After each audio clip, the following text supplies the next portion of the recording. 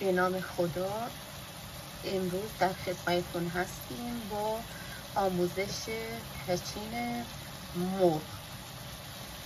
ابتدا 2 تا سینه مرغ رو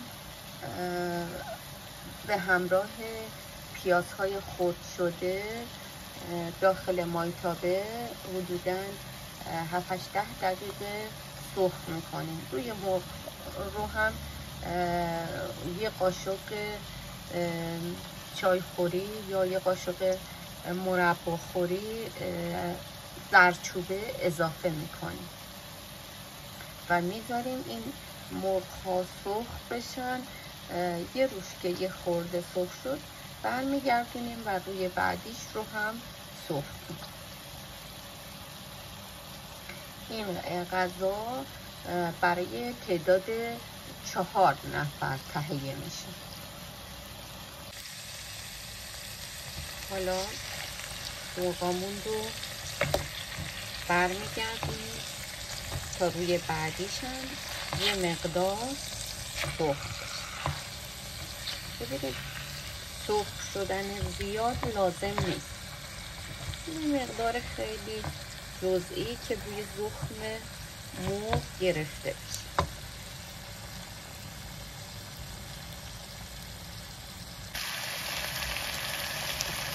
یه قاشق چایخوری نمک رو به مرغامون اضافه میکنیم.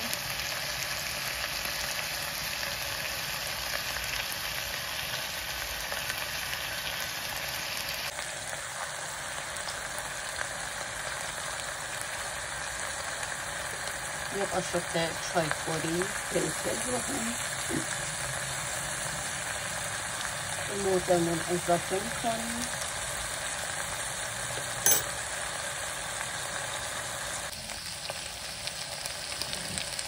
حالا آب رو به مرغ اضافه میکنیم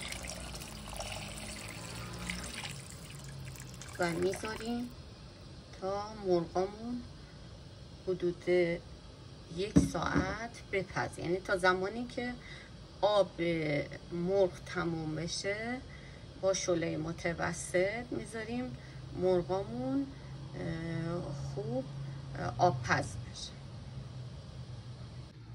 عزیزان من، برای تچین مرغ نیاز به زعفران کوبیده شده داریم. باید از قبل زعفران رو آماده بکنیم. برای این کار زعفرانی رو که کوبیده بودیم رو به ظرف یخ اضافه میکنیم، سپس درش رو میذاریم تا رنگ بندازه.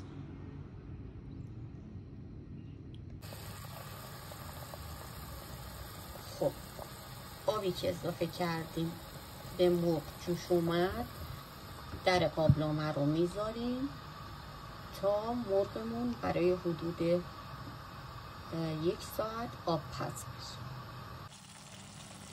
2 تا پیاز درشت رو هم با خودکن برقی خرد کردم، با روغن گذاشتم روی گاز که پیاز رو سرخ کنیم. 4 حبه سیر رو هم خرد میکنیم، به پیازمون اضافه میکنیم تا سرخ بشه.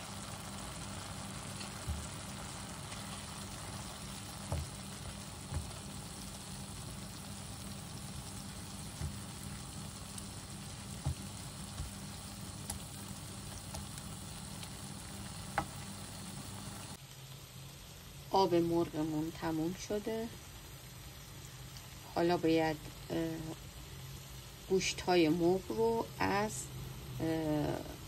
استخونش جدا کنیم و خلالی بکنیم.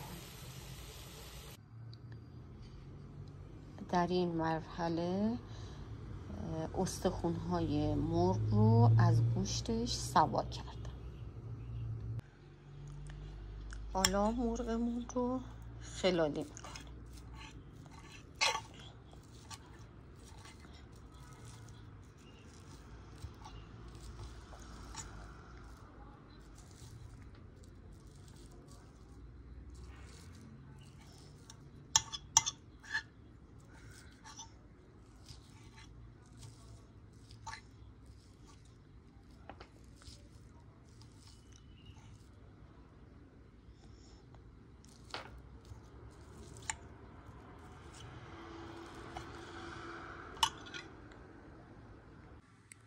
مرغ‌ها رو کامل خلالی کردیم، بعد به پیاز اضافه میکنیم.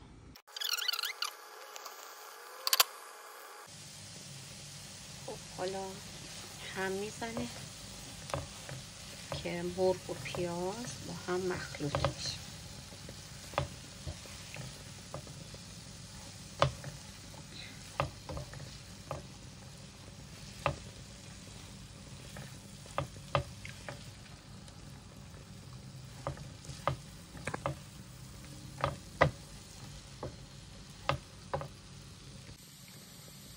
خب بعد از اینکه مرغ با پیاز کاملا مخلوط شد و 5 دقیقه روی گاز موند، ادویه ها رو اضافه میکنیم. 1 قاشق چایخوری از زردچوبه، ادویه کاری، فلفل سیاه، پاپریکا، دارچین و نصف قاشق نمک و زنجبیل.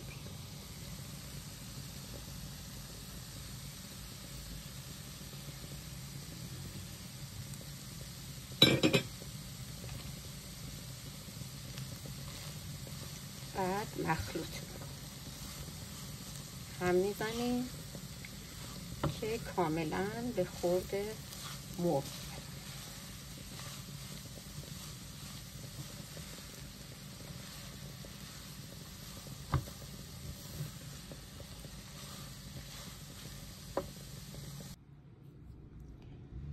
زعفرانی رو که به تیکه های یخ اضافه کرده بودیم در حال حاضر آماده شده و در این مرحله چند قاشق از این زعفران رو به مرغ اضافه میکنم.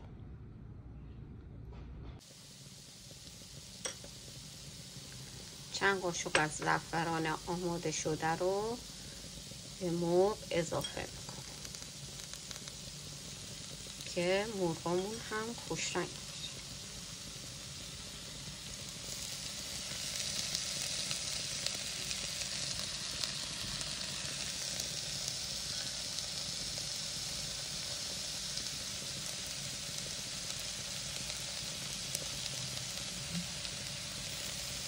ما بقیه زعفران رو هم نگه می‌داریم.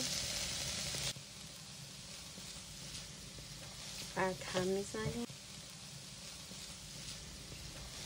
بعد 3.5 پیمانه برنج رو به صورت نیم پز میپزیم. 4 قاشق غذاخوری زرشک رو بهش این مقدار روغن اضافه میکنیم.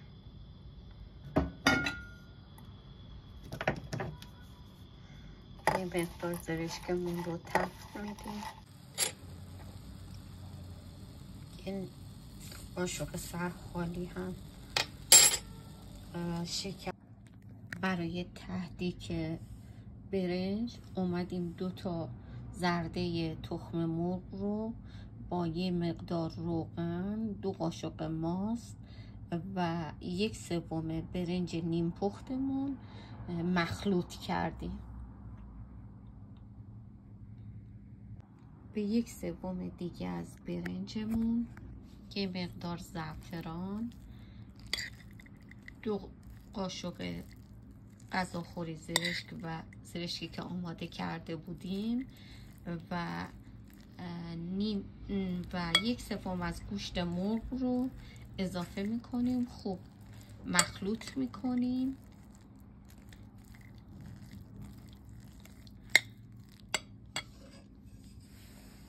و به قابلمه‌ای که زیرش تهدیکمون رو گذاشته بودیم اضافه میکنیم.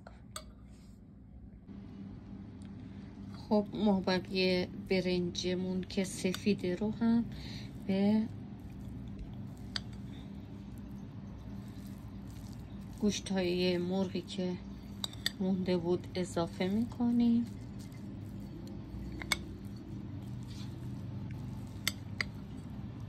خوب مخلوط میکنیم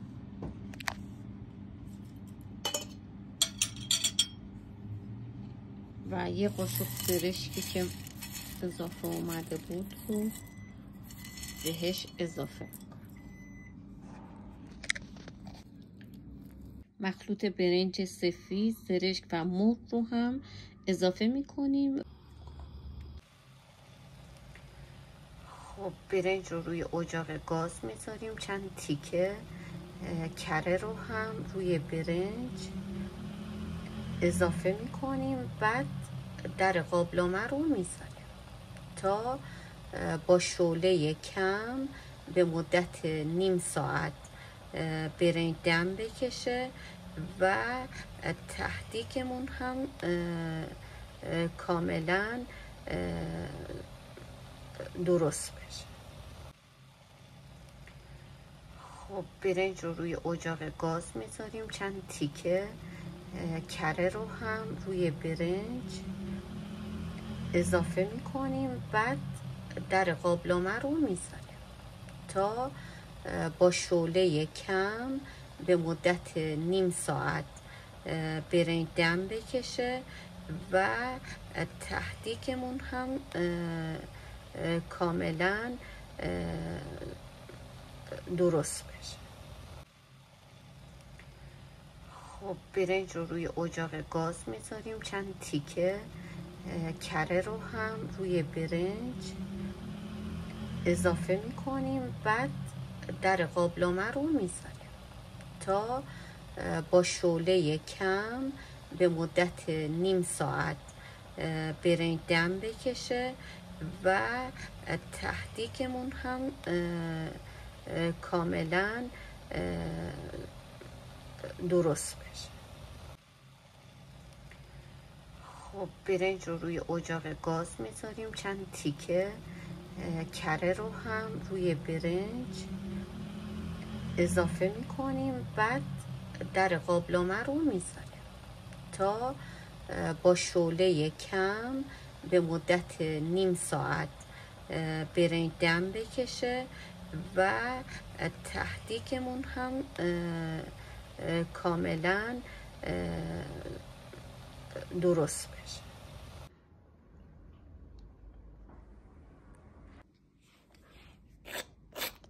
غذامون آماده سرو. لایک و کامنت فراموش نشه. انشالله درست کنید و لذت ببرید.